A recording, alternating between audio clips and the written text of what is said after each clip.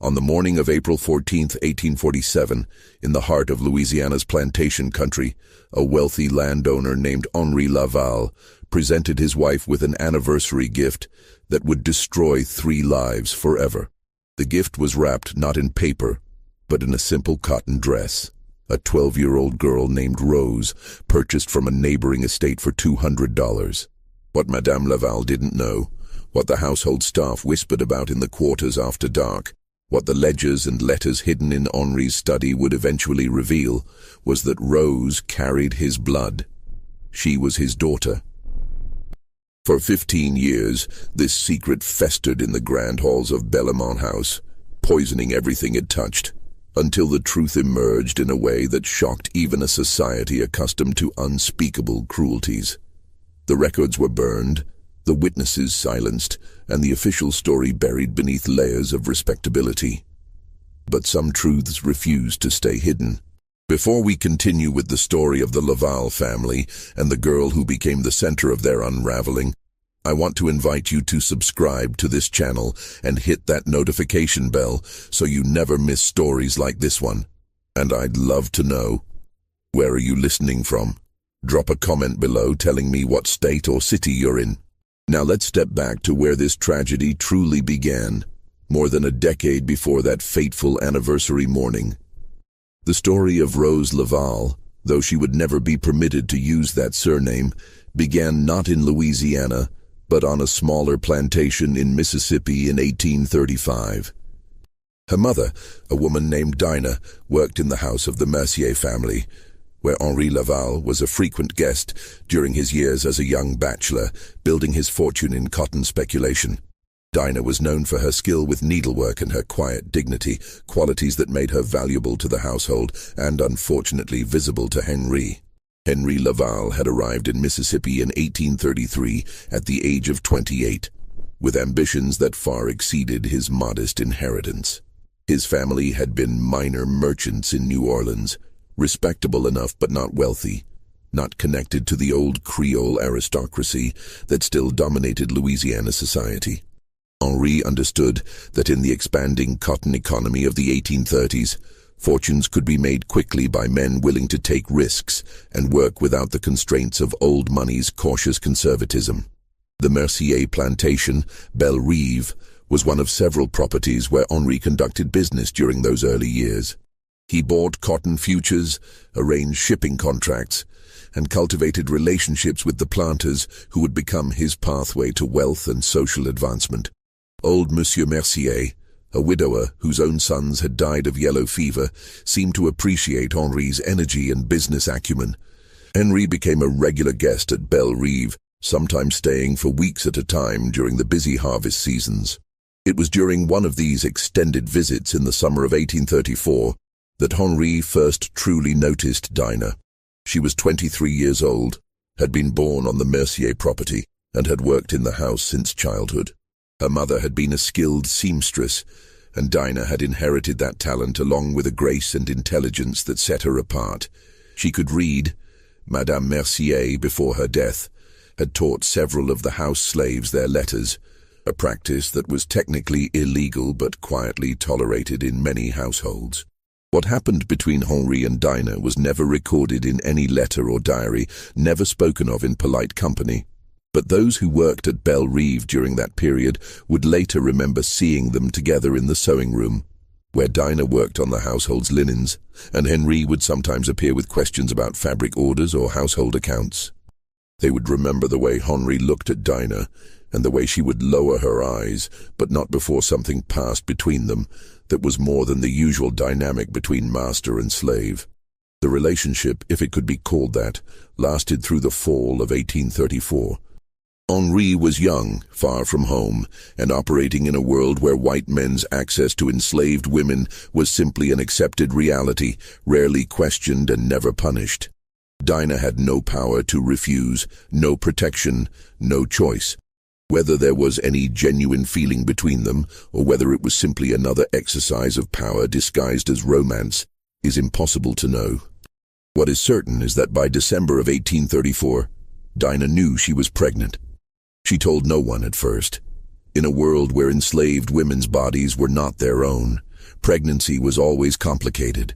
It could mean increased value as a potential mother of more slaves, or it could mean punishment if the father was white and the situation threatened to become publicly awkward. Dinah watched and waited, trying to gauge what Henry's reaction would be, whether he would acknowledge any responsibility or simply disappear back to New Orleans and leave her to face the consequences alone. Henry left Belle Rive in January of 1835, returning to New Orleans for the social season. He did not come back to Mississippi that spring. Whether he knew about Dinah's pregnancy before he left, or whether he simply moved on to other business opportunities and other plantations, the records don't say. But by the time Rose was born in August of 1835, Henri Laval was already courting Celeste Dufresne in New Orleans, already building the respectable life that would eventually lead to his marriage and establishment as a prominent planter. Dinah gave birth to Rose in the quarters at Belle Rive, attended by the other enslaved women who served as midwives and nurses. The baby was lighter skinned than her mother, with features that would become more pronounced as she grew. The shape of her eyes, the line of her jaw, the way she held her head. To anyone who had known Henri Laval, the resemblance would eventually become unmistakable. Old Monsieur Mercier was not a cruel man by the standards of his time and place, but he was practical. He understood what Rose's existence meant, understood the delicate situation it created. He also understood that Henri Laval was becoming an increasingly important business connection, a young man on his way to significant wealth and influence. So Monsieur Mercier made a decision. Dinah and her daughter would remain at Belle Rive, would be well treated, and the matter would not be discussed.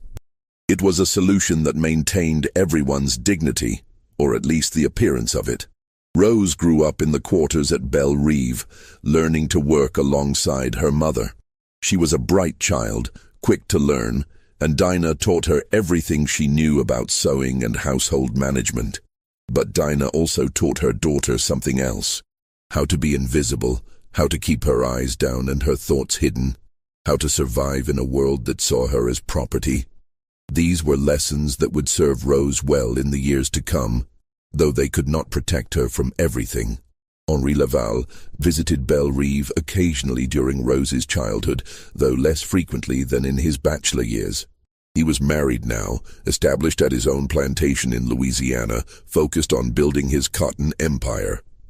But when he did visit, he would sometimes see Rose, a child playing in the yard, or helping her mother carry linens, or standing quietly in the corner while the adults conducted business. And each time he saw her, he would feel something twist in his chest, some combination of guilt and recognition, and a strange, uncomfortable pride. She was his daughter. He could never acknowledge her, could never claim her, but she was his. By 1847, Rose was 12 years old, and the resemblance to Henri had become too pronounced to ignore. Old Monsieur Mercier had died the previous year, and his estate was being managed by a nephew who had no particular loyalty to Henri Laval, and no reason to maintain the quiet arrangement that had protected Dinah and Rose. The nephew was consolidating the estate, selling off assets, and preparing to move to Mobile, where he had business interests. Several of the Belle Rive slaves were to be sold, and Rose was among them. When Henri learned of this, through business channels, through the network of information that connected planters and merchants across the South, he made a decision that would prove catastrophic for everyone involved. He would buy Rose. He would bring her to Bellamont House. He told himself it was to protect her, to ensure she ended up in a good situation, rather than being sold to strangers. But there was something else driving the decision, something darker and more complicated. Perhaps it was guilt, or perhaps it was a twisted desire to keep his daughter close, to have her in his household where he could see her, even if he could never acknowledge who she was. Whatever his reasoning, Henri Laval set in motion the events that would destroy his marriage, his reputation, and ultimately his life. The transaction was handled through an intermediary, as such sensitive matters often were.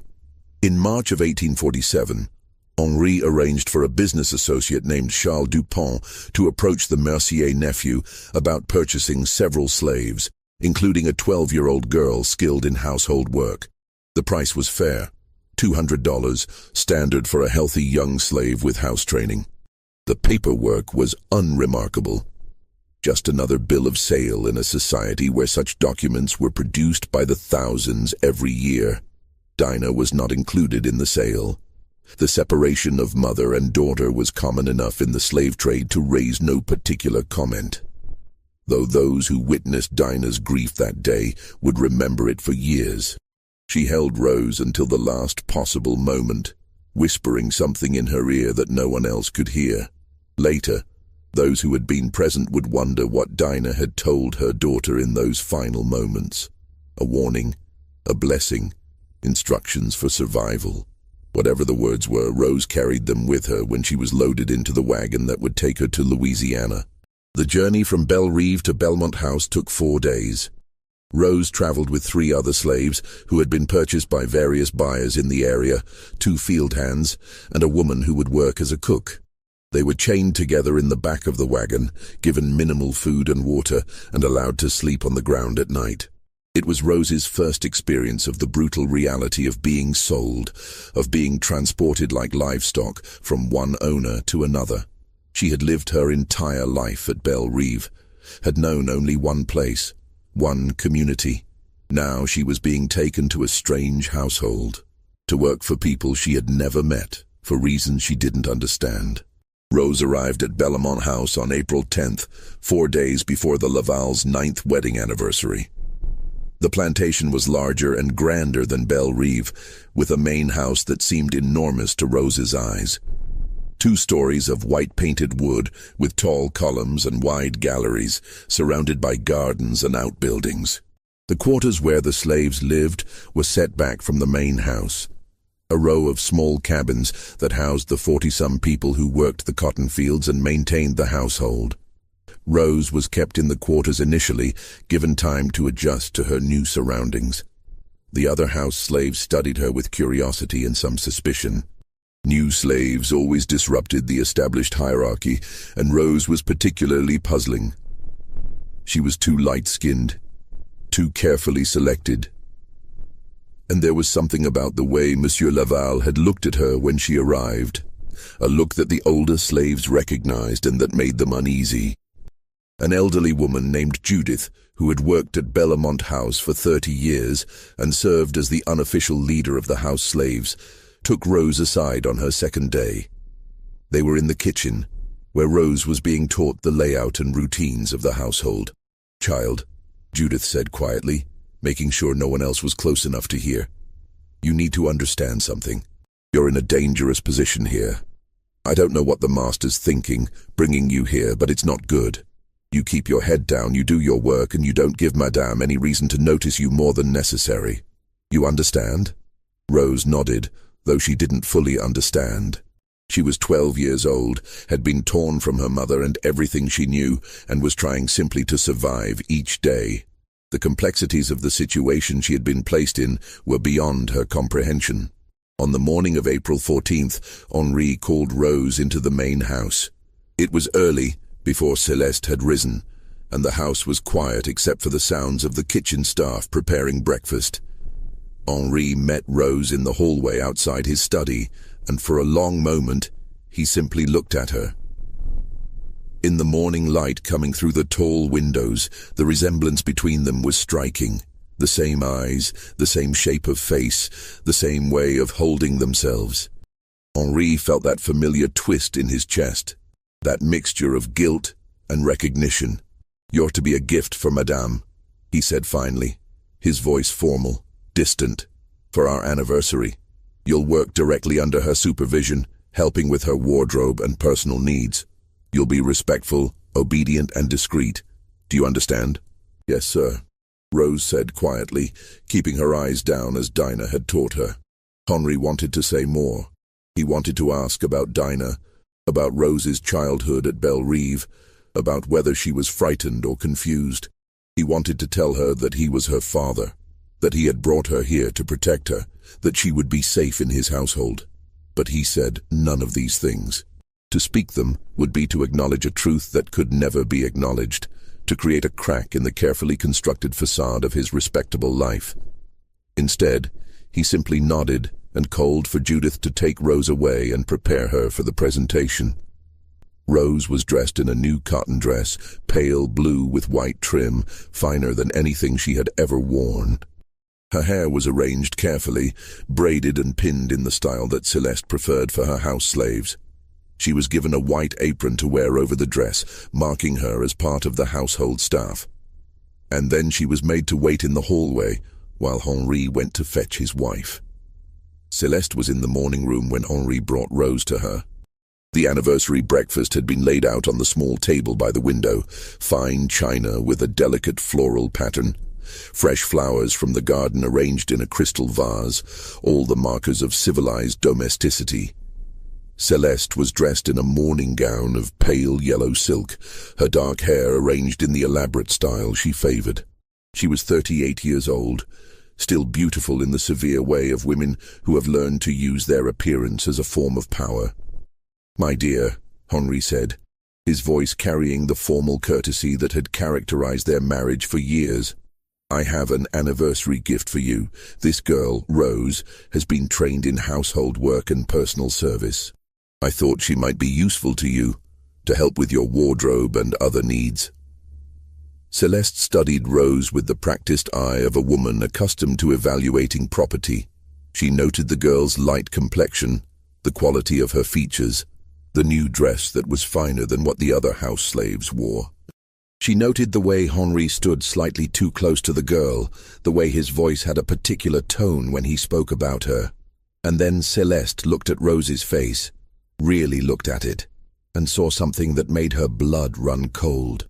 The girl had Henri's eyes, the same unusual shade of grey-green, the same shape, the same way of looking out at the world. It was unmistakable once you saw it, impossible to unsee. Celeste felt something crack inside her chest, some final illusion about her marriage shattering like the crystal vase on the table would shatter if she threw it against the wall. But Celeste had been trained since childhood in the art of maintaining appearances, of never showing emotion in public, of preserving dignity no matter what private pain she might be feeling. So she smiled, a cold, perfect smile, and nodded her acceptance. "How thoughtful of you, Henri," she said, her voice smooth as silk and just as cold. "I'm sure she'll be very useful. Rose, you may go to the kitchen and help with clearing the breakfast dishes. I'll call for you when I need you." Rose curtsied. Judith had taught her that the night before, and fled from the room. She could feel the tension between Monsieur and Madame Laval, could sense that something terrible was happening even if she didn't understand what it was. She went to the kitchen and stood in the corner, trembling, while the other slaves exchanged knowing looks. Henri and Celeste were left alone in the morning room. They sat down to their anniversary breakfast, and for several minutes, neither of them spoke. Henri ate mechanically, not tasting the food. Celeste sat perfectly still, her hands folded in her lap, her face composed. Finally, Henri said, "She's a good worker. The Mercier family spoke highly of her training." "The Mercier family," Celeste repeated softly. "In Mississippi, where you spent so much time before we were married." Henri's hand froze halfway to his mouth. He set down his fork carefully. "Yes, I did business with them for several years. And this girl," Celeste continued, her voice still soft, still perfectly controlled. "She was born there. At the Mercier plantation?" "I believe so." "How old is she?" 12. Celeste did the mathematics in her head. 12 years old, born in 1835. Henri had been doing business with the Mercier family in 1834 and 1835 before their marriage, before he had even begun courting her. "She has your eyes," Celeste said finally, looking directly at her husband. "Did you think I wouldn't notice?" Henri said nothing. What could he say? Denial would be insulting to both of them. Admission would force them both to confront a truth that their society had carefully constructed elaborate fictions to avoid confronting. "I see," Celeste said after a long silence. She stood up, smoothing her skirt with hands that trembled only slightly. "Thank you for the anniversary gift, Henri. It's very illuminating." She walked out of the morning room with her head high, her back straight, every inch the aristocratic lady she had been raised to be. But inside, Celeste Dufresne-Laval was calculating, planning and nursing a rage that would poison everything it touched for the next 15 years. The first weeks of Rose's life at Belmont House established patterns that would persist for years. She was assigned to work directly under Celeste's supervision, which meant she was constantly in the mistress's presence. She helped Celeste dress in the morning, arranged her hair, maintained her wardrobe, served her meals when she took them in her room, and attended to countless small tasks throughout the day. Celeste was never cruel in any obvious way. There were no beatings, no deprivations of food, nothing that would have been remarked upon by visitors or other staff. But there was a coldness in how Celeste treated Rose, a particular quality of attention that felt more like surveillance than supervision. She watched Rose constantly, studied her face, compared her features to Henri's, and she found ways to remind Rose, subtly but constantly, of her powerlessness. Rose would be made to stand for hours holding items, while Celeste decided whether to use them: a shawl, a book, a fan. She would be sent to fetch something from another room, only to be told when she returned that it was the wrong item, that she should have known better, that she needed to pay more attention. She would be given tasks that were impossible to complete perfectly: mending linens with stitches so small they could barely be seen, polishing silver until it showed no fingerprints whatsoever, arranging flowers in vases according to specifications that changed each time Rose thought she had understood them. It was work designed not for productivity, but for control, for the constant reinforcement of Rose's powerlessness and Celeste's absolute authority. And it was effective. Within a month, Rose had learned to move through the house like a ghost, silent and invisible, trying desperately not to draw any more attention than necessary. The other slaves at Belmont House understood the situation, or at least understood enough to know that Rose occupied a strange and dangerous position. Some pitied her.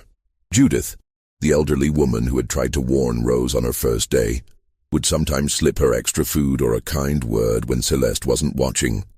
But others resented Rose for the attention she received, even if that attention was poisonous.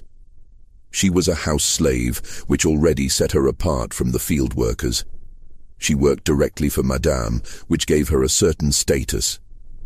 And there was the matter of her light skin, her obvious connection to the master, the special treatment she had received even before arriving at Belmont House.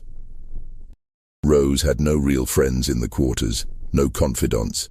She was isolated by the very secret that defined her existence, trapped between two worlds and belonging fully to neither. Meanwhile, Celeste had begun her investigation. She was a methodical woman, patient and thorough. She understood that suspicion was not enough. She needed confirmation, needed to know exactly what had happened between Henri and this girl's mother, needed to understand the full scope of her husband's betrayal. She began by writing letters, casual correspondence with acquaintances in Mississippi, women she had met during visits to New Orleans, wives of planters who did business with Henri.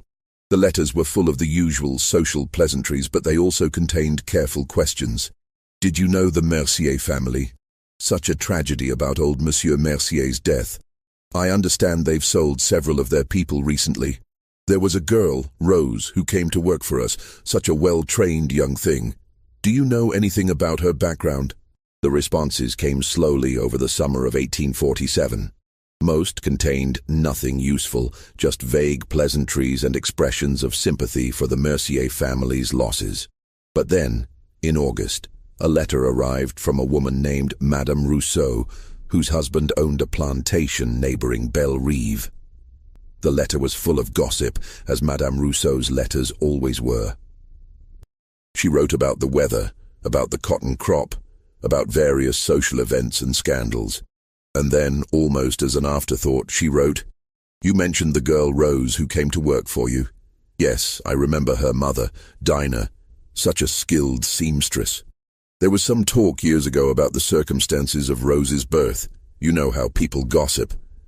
Your husband was a frequent visitor at Belle Rive in those days, before your marriage, of course. I'm sure it's nothing, just the usual plantation rumors, but the girl does have rather distinctive features, doesn't she? Celeste read the letter 3 times, standing by the window in her bedroom where the afternoon light fell across the page. The phrasing was delicate, the implications carefully veiled, but the message was clear enough. Her suspicions were confirmed. Rose was Henri's daughter, born of a relationship with an enslaved woman during his bachelor years in Mississippi.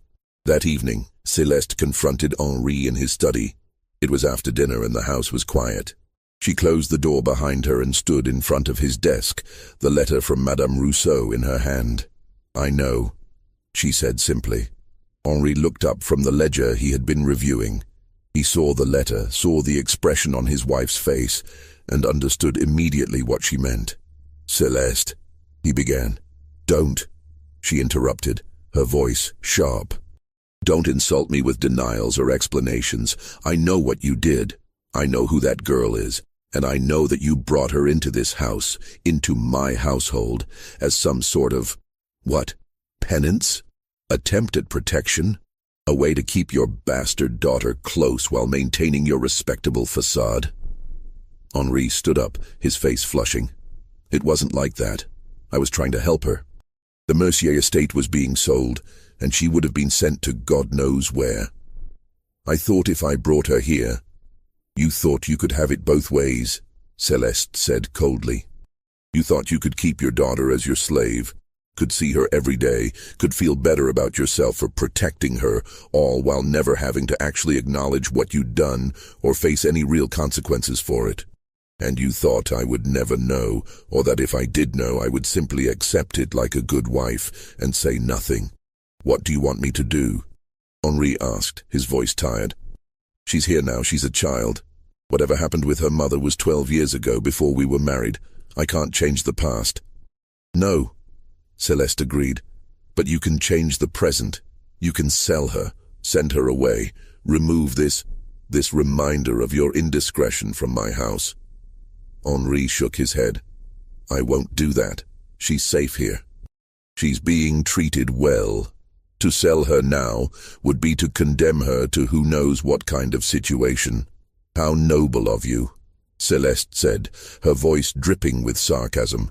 "How very noble to keep your slave daughter in your household, where you can feel virtuous about protecting her while she serves your wife. Do you not see how twisted this is?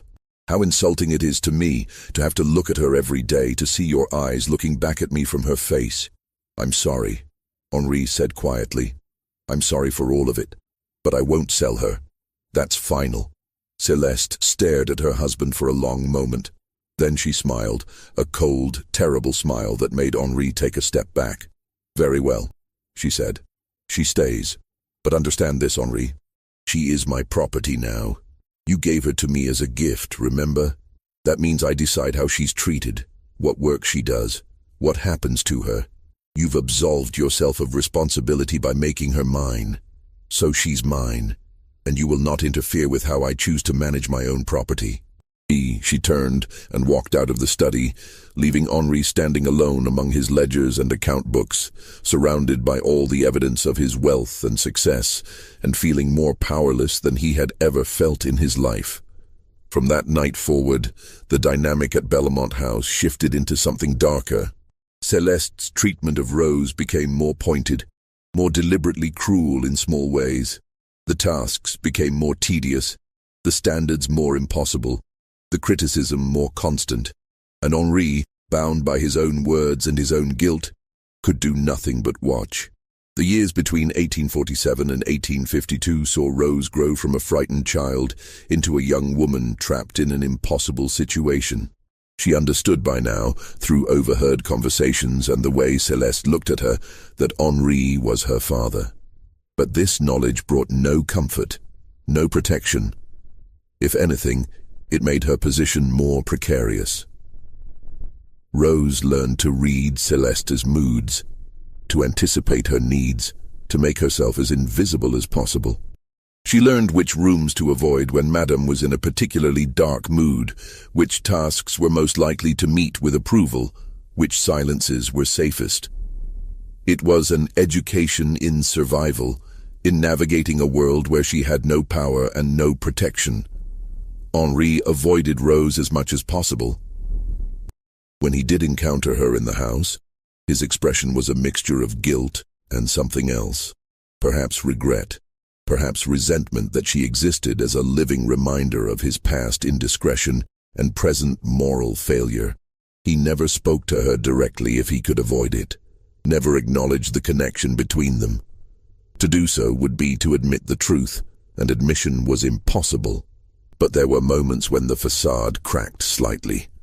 Once, when Rose was 14, she was carrying a heavy tray of dishes from the dining room to the kitchen when she stumbled on the stairs. The tray fell, and china shattered across the floor. Rose stood frozen, knowing that such carelessness would result in punishment, probably being denied dinner, possibly being whipped by the overseer if Celeste was angry enough. Henri had been in the hallway and had seen the accident. He saw Rose's face, saw the fear there, and something in him broke.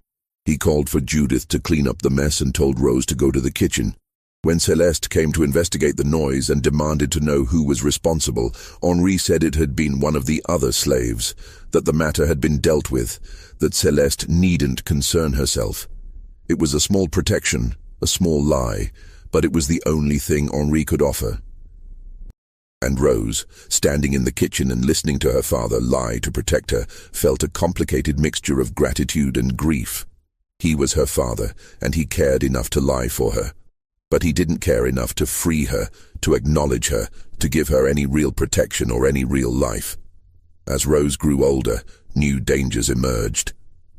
She was becoming a young woman, and in the world of southern plantations, that meant she was becoming vulnerable in new ways. The male slaves at Bellamont House generally left her alone. She was too closely associated with the master and mistress, too dangerous to approach.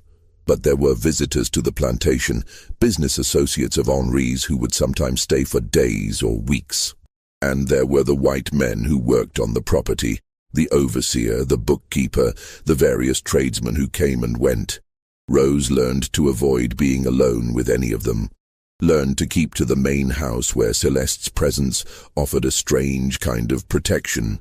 Celeste might hate her, might make her life miserable in countless small ways, but she also had a vested interest in maintaining control over her household and her property.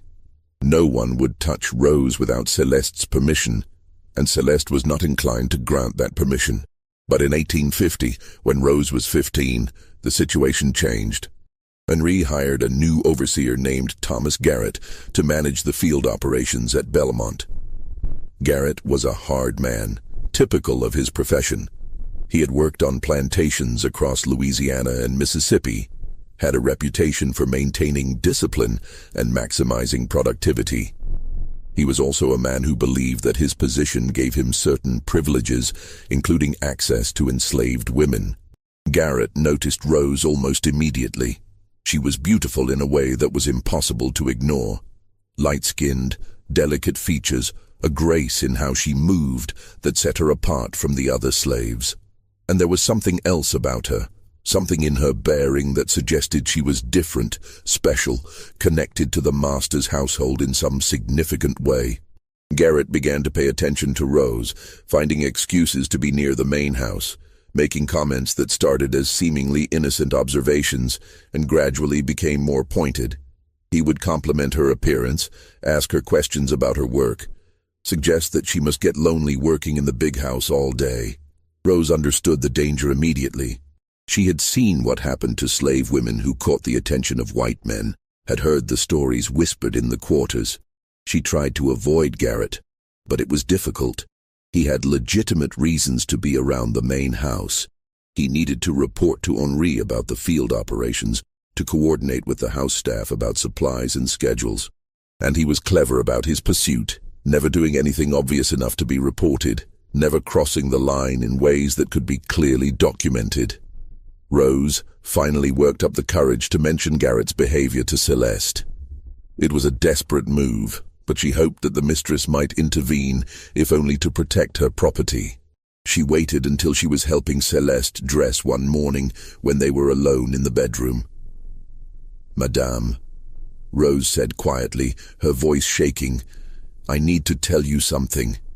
The overseer, Monsieur Garrett, he's been paying attention to me, saying things.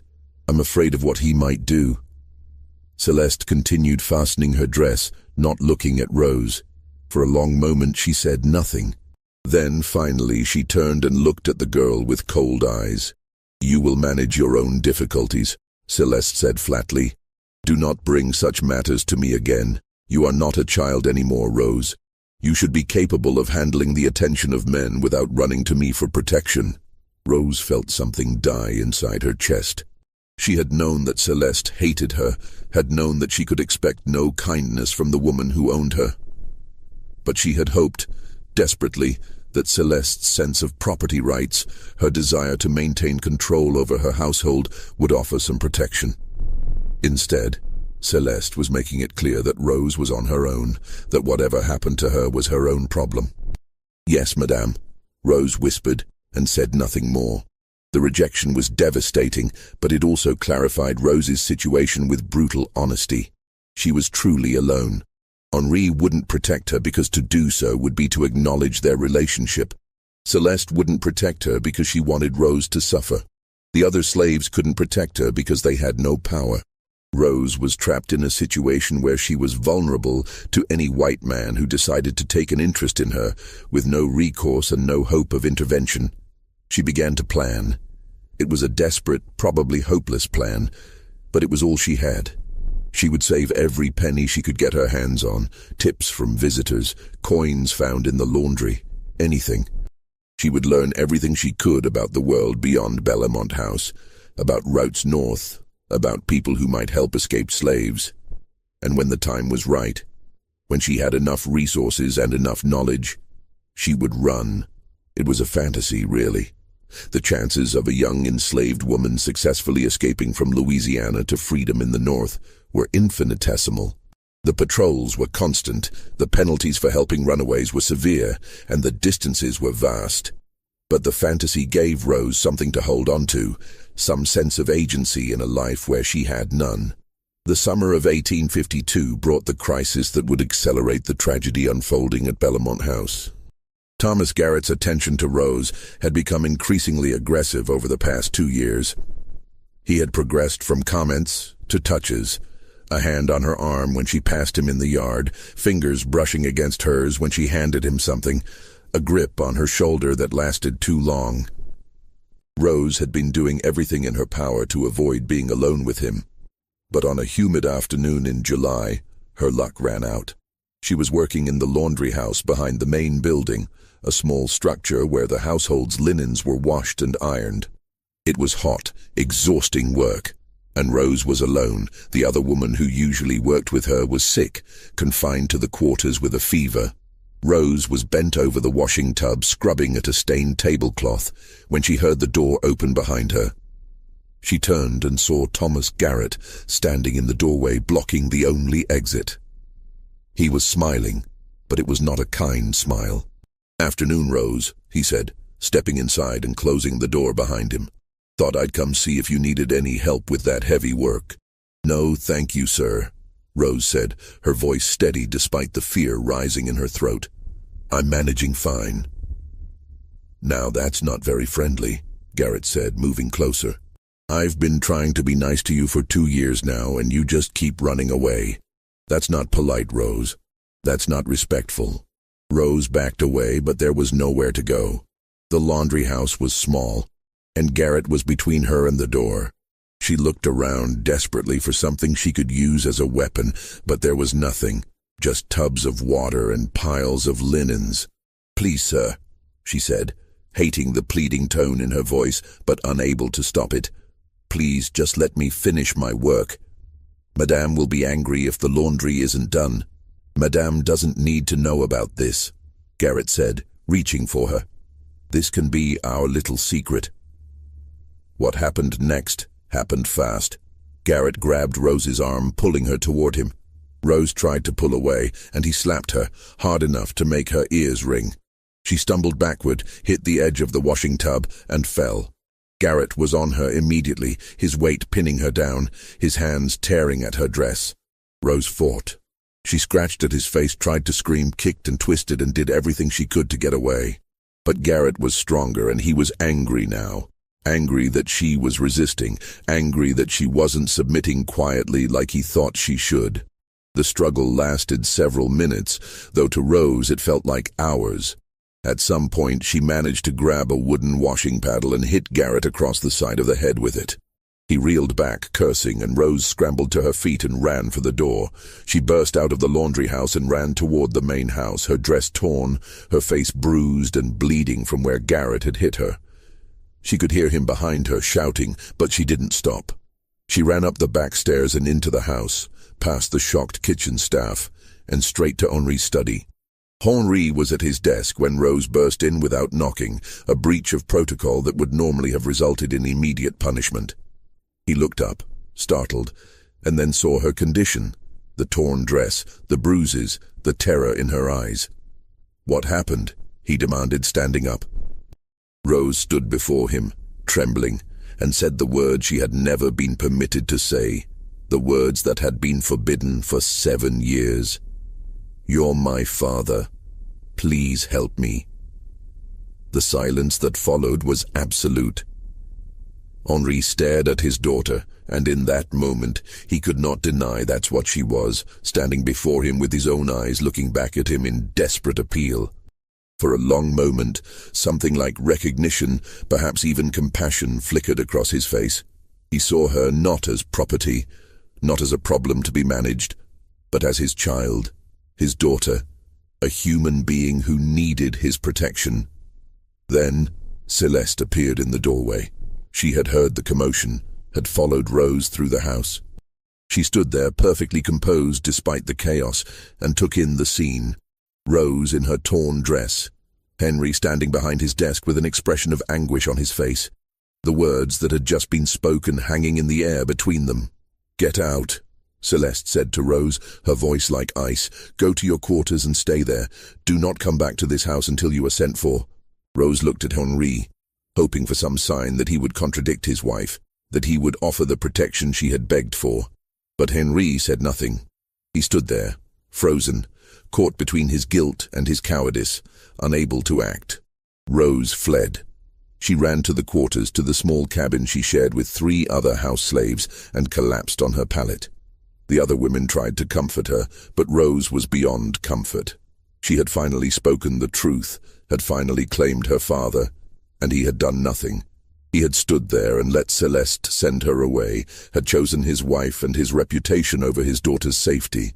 Henri and Celeste were left alone in the study for another confrontation, this one more explosive than any that had come before. The house slaves who worked nearby heard raised voices, heard something shatter, a glass or vase thrown against a wall. The argument lasted for over an hour, conducted in a mixture of English and French, with accusations and recriminations that had been building for 5 years, finally erupting. When Celeste emerged, her face was composed but pale, her hands shaking slightly as she called for Judith, the head house slave. "Send for the sheriff," Celeste said, her voice perfectly controlled. "We've had a theft." Judith stared at her mistress, understanding immediately what was happening. "Madame," she began. "Now," Celeste interrupted. "Send for the sheriff now." The accusation was simple and devastating. Rose had stolen a piece of jewelry from Celeste's room, a gold brooch that had belonged to Celeste's mother. It was a valuable piece, both monetarily and sentimentally, and its theft was a serious crime. The brooch was found in Rose's belongings in the quarters, planted there by Celeste herself, though of course there was no way to prove that. The other slaves knew immediately that Rose was being framed, that this was Celeste's revenge for the scene in Henri's study, for Rose's claim of kinship, for 7 years of humiliation and rage. But there was nothing they could do. To speak up would be to invite punishment themselves, and their testimony wouldn't be believed anyway. Slaves could not testify against white people in Louisiana courts. Rose was taken to the parish jail that evening to await trial. She went quietly, understanding that resistance would only make things worse. As she was being led away, she looked back at the main house and saw Henri standing at the window of his study, watching. Their eyes met for a moment, and Rose saw something in her father's face that might have been grief or might have been guilt. Then he turned away, and Rose was taken to jail. Just when we thought we'd seen it all, the horror in Bellamont House intensifies. If this story is giving you chills, share this video with a friend who loves dark mysteries, hit that like button to support our content, and don't forget to subscribe to never miss stories like this. Let's discover together what happens next. The trial of Rose for theft was scheduled for August 3rd, 1852, 3 weeks after her arrest. She spent those weeks in the parish jail, a small stone building that held perhaps a dozen prisoners at any given time. The conditions were harsh. She was kept in a cell with 2 other women, given minimal food and water, and allowed outside only for brief periods each day. But the physical hardship was nothing compared to the psychological torment of knowing that she was being punished not for anything she had done, but simply for existing, for being the living evidence of Henri Laval's past and Céleste Laval's humiliation. Henri visited the jail once during those 3 weeks. He came late at night, when few people would see him, and asked to speak with Rose privately. The jailer, who knew Henri and depended on his goodwill for various business matters, allowed it. Father and daughter sat across from each other in the small visiting room, separated by a wooden table. For a long time, neither of them spoke. Henri looked at Rose, at her bruised face, her thin frame, the hopelessness in her eyes, and felt shame so profound it was almost physical. "I'm sorry," he said finally. "I'm sorry for all of it. For bringing you here, for not protecting you, for being too weak to do what I should have done." Rose said nothing. What was there to say? Sorry didn't change anything. Sorry didn't free her from jail, didn't erase the past 7 years, didn't give her back her mother or her childhood or any hope for a future. The trial. Henri continued, his voice low. "Céleste is determined to see you convicted. She wants you sent to the state prison or sold out of state, or I don't know what she wants exactly. Revenge, I suppose, for everything." "And what do you want?" Rose asked, speaking for the first time. Her voice was flat, emotionless. Henri looked at his hands. "I want to make this right, but I don't know how. If I testify that you didn't steal the brooch, Céleste will know I'm lying to protect you. It will confirm everything she suspects, will make the situation worse. But if I don't testify, you'll be convicted. There's no evidence in your favor, no witnesses who can speak for you. So I'm going to be convicted," Rose said, "and you're going to let it happen, because protecting me would be inconvenient for you. It's not that simple." "Yes, it is," Rose interrupted, her voice suddenly fierce. "It's exactly that simple. You could free me. You could acknowledge me as your daughter and free me. You have that power. But you won't, because it would cost you too much. Your reputation, your marriage, your position in society. So instead, you'll let me be convicted of a crime I didn't commit, and you'll tell yourself it's complicated, that there's nothing you can do." Henri had no answer to that, because Rose was right.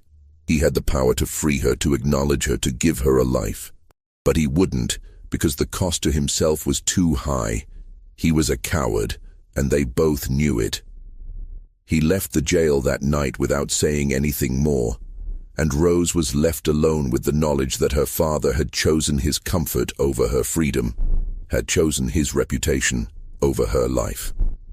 The trial took place on a hot August morning in the parish courthouse. It was a brief proceeding, as such trials typically were when the accused was enslaved and the accuser was white and wealthy. The courthouse was full. Trials were public entertainment, and a case involving the prominent Laval family had drawn a crowd. Céleste testified first.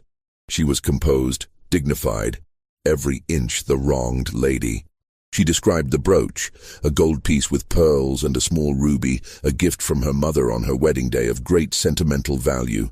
She described discovering it missing from her jewelry box, searching the house, and finally finding it hidden in Rose's belongings in the quarters. She spoke with just the right amount of emotion, enough to seem genuinely hurt, not so much as to seem hysterical or unreliable. The sheriff testified next, corroborating Céleste's story. He had been called to Belmont House, had been shown the missing brooch, had accompanied Madame Laval to the quarters where the brooch had been found in Rose's possession. It was a clear case of theft, he said. The evidence was undeniable. Rose was not permitted to testify in her own defense. Louisiana law prohibited slaves from testifying against white people. Her court-appointed attorney, a young man who had been practicing law for less than a year and who clearly wanted to be anywhere but in this courtroom, made a perfunctory argument that the evidence was circumstantial, that there was no proof Rose had actually taken the brooch, but his heart wasn't in it, and everyone in the courtroom knew it. The judge was preparing to deliver the inevitable guilty verdict when Henri Laval stood up in the courtroom. "Your Honor," he said, his voice rough, "I wish to address the court." The room fell silent. Celeste turned to stare at her husband, her face suddenly alert with alarm. She knew that tone in his voice, knew that something was about to break. She half rose from her seat as if to stop him, but it was too late. Henri walked to the front of the courtroom. He looked at Rose, standing in the dock with her hands bound, her face showing no expression because she had learned long ago that showing emotion was dangerous. He looked at his wife, sitting rigid in her seat, her eyes promising consequences. He looked at the judge, at the crowd of spectators, at all the people who represented the society he had worked so hard to be accepted by. And then he made his choice. "The girl is innocent," Henri said clearly. "The brooch was not stolen. It was misplaced. My wife was mistaken." The courtroom erupted in murmurs. The judge banged his gavel for silence. Celeste had gone white, then red, her hands gripping the arms of her chair so tightly her knuckles showed pale. "Monsieur Laval," the judge said carefully, "are you certain? This is a serious accusation to retract. Are you saying that your wife has lied to this court?" Henri hesitated. He could feel Celeste's eyes on him, could feel the weight of what he was doing. If he continued, if he publicly contradicted his wife, he would be humiliating her in front of the entire parish. Their marriage would be destroyed. His reputation would be damaged. People would ask questions about why he was so determined to protect this particular slave girl. But if he didn't continue, Rose would be convicted. She would be sent to the state prison, or sold to a chain gang, or transported to the deep south, where the conditions were even harsher than in Louisiana. She would suffer, possibly die, because of his cowardice. Henri thought of the night he had visited Rose in jail, of the way she had looked at him with his own eyes and told him he was choosing his comfort over her freedom. He thought of Dinah, Rose's mother, whom he had used and abandoned. He thought of all the choices he had made, all the ways he had failed to be the man he should have been. "I am saying," Henri said slowly, "that there has been a misunderstanding. The brooch was not stolen. I asked the court to dismiss the charges and release the girl to my custody." The judge looked at Celeste, who sat frozen in her seat, her face a mask of fury and humiliation. He looked at Henri, who stood with his shoulders back and his head high, looking more determined than anyone had seen him look in years. And the judge, who was a practical man and who understood that he was witnessing the public dissolution of one of the parish's most prominent marriages, made the only decision he could make. "The charges are dismissed," he said, banging his gavel. "The defendant is released." Rose was unbound and released from the dock. She stood there for a moment, not quite believing what had happened, not quite trusting that she was actually free. Then Henri walked over to her and said quietly, "Come with me." They walked out of the courthouse together, father and daughter, while the crowd whispered and stared. Celeste remained in her seat, too shocked and too angry to move. She had been publicly contradicted by her husband, had been made to look like a liar or a fool, had lost the revenge she had been planning for weeks. The humiliation was complete. The ride back to Belmont House was silent. Rose sat in the back of the carriage, Henri and Celeste in the front, the space between them crackling with unspoken rage. When they arrived, Celeste went immediately to her room and locked the door. Henri went to his study, and Rose was sent to the quarters, where the other slaves looked at her with a mixture of awe and fear, understanding that something fundamental had shifted but not knowing what would come next. What came next arrived 3 days later in the form of a bill of sale and a letter. Henri had spent those 3 days in his study, drinking brandy and writing letters and making arrangements. He had not spoken to Celeste, who remained locked in her room, refusing food and refusing to see anyone. He had not spoken to Rose, who remained in the quarters, waiting for whatever would happen next. On the 3rd day, Henri called Rose to his study. She came reluctantly, still not trusting that the situation had truly changed, still expecting some new punishment or betrayal. Henri was standing by the window when she entered, looking out at the cotton fields that stretched to the horizon. He didn't turn around when she came in. "I've arranged for you to be sold," he said without preamble, "to a family in Texas, the Harpers. They're respectable people, known to treat their slaves reasonably well. You'll leave tomorrow." Rose felt something cold settle in her stomach. So this was it. She had been freed from jail only to be sold away, sent to strangers in a distant state. It was better than prison, she supposed, but it was still exile, still punishment. "I understand," she said quietly. "No," Henri said, finally turning to look at her. "You don't understand. The sale it's a fiction. The Harpers are abolitionists. They'll take you to Texas, and then they'll help you get to Mexico. From there you can make your way north, to the free states, or you can stay in Mexico. You'll be free, Rose. Truly free." Rose stared at her father, not quite believing what she was hearing. "Free?" "Yes," Henri said. He reached into his desk and pulled out a small leather pouch. "This is for you. $200 in gold coins. It's the price I paid for you 5 years ago. It's not enough, not nearly enough to make up for everything, but it's what I can give you. Use it to start your life wherever you decide to go." He held out the pouch, and Rose took it with trembling hands. She opened it and saw the gold coins gleaming inside, more money than she had ever seen in her life. "There's also this," Henri said, handing her a sealed letter. "It's a letter of manumission, signed and notarized. It says that you've been freed by your owner. It's not entirely legal. Technically, Celeste owns you, not me, and she hasn't signed anything. But it should be enough to protect you if you're questioned, and once you're out of Louisiana, it won't matter anyway." Rose looked at the letter, at the gold, at her father's face. She saw the guilt there, the shame, the desperate need to believe that this gesture could somehow make up for 7 years of cowardice and cruelty. "Why now?" she asked. "Why are you doing this now after all this time?" Henri was silent for a long moment. "Because I saw you in that courtroom," he said finally. "I saw what I had done to you, what I had allowed to be done to you, and I realized that if I didn't act then, if I let you be convicted and sent away, I would never be able to live with myself. I've made a lot of mistakes, Rose. I've been weak and selfish and cowardly, but I can do this one thing. I can give you your freedom." "What about Madame?" Rose asked. "What will she do when she finds out?" "I don't know," Henri admitted. "She'll be furious. She may leave me, may divorce me, may make my life hell. But that's my problem, not yours. You'll be gone, and you'll be free, and that's what matters." Rose looked at her father for a long moment. She thought about everything that had happened, about her mother left behind in Mississippi, about 7 years of servitude and humiliation, about all the ways Henri had failed her. And she thought about this moment, about the fact that he was finally doing the right thing, even if it was too late to undo all the harm that had been done. "Thank you," she said quietly.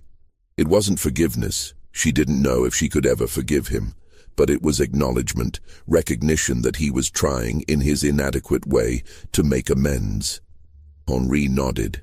He looked like he wanted to say more, wanted to embrace her or offer some final words of wisdom or apology. But he didn't. The distance between them was too great, the damage too profound. Instead, he simply said, "The Harpers will be here tomorrow morning. Be ready." Rose left the study and returned to the quarters. She told no one about the conversation, about the plan. about the gold and the letter hidden in her dress. She simply packed her few belongings and waited for morning. The Harpers arrived at dawn. They were a middle-aged couple, quiet and serious, who conducted their business with Henri quickly and efficiently. The bill of sale was signed, the money exchanged, and Rose was loaded into their wagon along with some supplies for the journey. As they pulled away from Belmont House, Rose looked back one last time at the place that had been her prison for 7 years. She saw Henri standing on the gallery watching her leave. Their eyes met across the distance, and Rose raised her hand in a small gesture. Not quite a wave, not quite a farewell, but an acknowledgement. Henri raised his hand in return. Then the wagon turned onto the road, and Belmont House disappeared from view. The journey to Texas took 2 weeks. The Harpers were kind to Rose, treating her not as property, but as a person. They explained their plan. They would take her to their home near the Texas-Mexico border, and from there, they would help her cross into Mexico. They had contacts there, people who could help her establish herself, find work, build a life. Rose listened to all of this with a sense of unreality. Freedom had been an abstract concept for so long, a fantasy she barely allowed herself to imagine. Now it was becoming real, and she didn't quite know how to process it. They reached the Harpers' home in late August. It was a small ranch, isolated and quiet, far from the major towns and the eyes of authorities. The Harpers gave Rose a room, fed her, and treated her with a kindness she had almost forgotten existed. And after a few days of rest, they helped her cross the border into Mexico. Rose spent the next year in a small town in northern Mexico, working as a seamstress and learning Spanish. She used Henri's gold carefully, saving most of it while she established herself. And in 1853 she made the decision to continue north, to the United States, to the free states where slavery was illegal.